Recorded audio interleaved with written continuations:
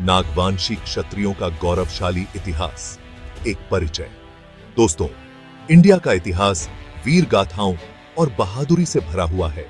यहाँ बहुत सारे वीर योद्धा और राजा हुए जिन्होंने अपनी बहादुरी और हुकूमत से इतिहास में अपनी जगह बनाई। ऐसे ही वीर योद्धाओं में से एक हैं नागवांशी क्षत्रिय। नागवांशियों का इतिहास गर्व और बहादुरी से भरा है। ये वंश अपनी बहादुरी, हुकूमत करने की कला और अपनी संस्कृति के लिए जाना जाता है। नागवांशी क्षत्रिय इंडिया के अलग अलग हिस्सों में राज करते थे और अपनी ताकत और रुतबे के लिए मशहूर थे। नागवांशियों का इतिहास हमें पुरानी कहानियों, खुदाई में मिली चीजों और इतिहास की किताबों में मिलता है। इनके इतिहास को समझने के लिए इन सभी चीजों को जानना जरूरी है। ये वीडियो नागवांशी क्षत्रियों के शानदार इतिहास के बारे में बताएगा। इसमें उनके शुरुआत, राज, संस्कृति और योगदान के बारे में बताया जाएगा। साथ ही नागवंशियों के कुछ मशहूर लोगों और उनके कामों के बारे में भी बताया जाएगा। पौराणिक गाथाओं में नागवांशी वंश। नागवांशी वंश का जिक्र इंडिया की पुरानी कहानियों में बहुत मिलता है। रामायण और महाभारत जैसी बड़ी कहानियों में नागवांशी राजाओं और योद्धाओं की बहादुरी के किस्से हैं। भगवान राम के छोटे भाई लक्ष्मण, जिन्हें शेषनाग का अवतार माना जाता है, नागवांशी वंश की महानता दिखाते हैं।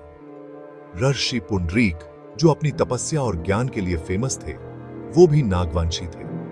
पुरानी कहानियों में नागों को ताकतवर और रहस्यमय जीव माना जाता था, जो पानी और धरती दोनों पर राज करते थे।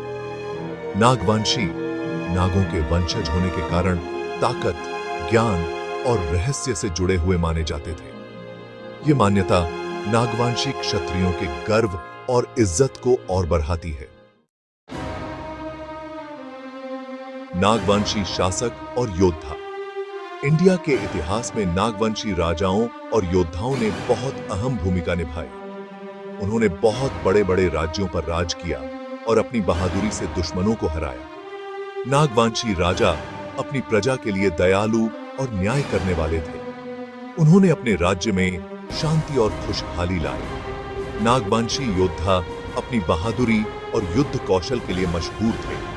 उन्होंने बहुत से युद्ध जीते और अपने राज्य को बड़ा बनाया। नागवंशी राजाओं ने कला, साहित्य और इमारतें बनाने की कला को भी बढ़ावा दिया। उनके राज में बहुत सारे मंदिर, किले और दूसरी शानदार इमारतें बनी। कुछ इतिहास के जानकारों के हिसाब से नागवंशी क्षत्रियों का रिश्ता अग्नि और सूर्यवंशी से भी है।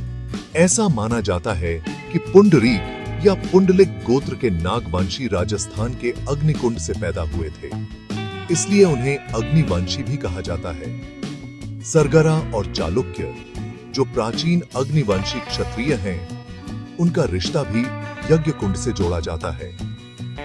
ये मान्यता नागवंशियों को अग्नि देवता से जोड़ती है, जो ताकत और पवित्रता के प्रतीक है। इसी तरह श्री राम के भाई लक्ष्मण को शेषनाग का अवतार माना जाता है, जो नागवंशियों को सूर्यवंशी से भी जोड़ता है।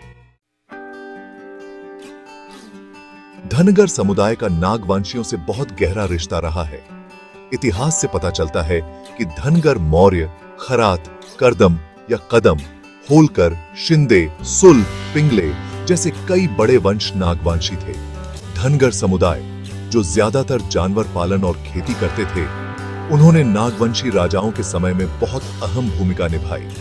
धनगर पिंगले, जो पिंगला नाग के वंशज माने जाते हैं, उनका इतिहास बहादुरी और बलिदान से भरा है।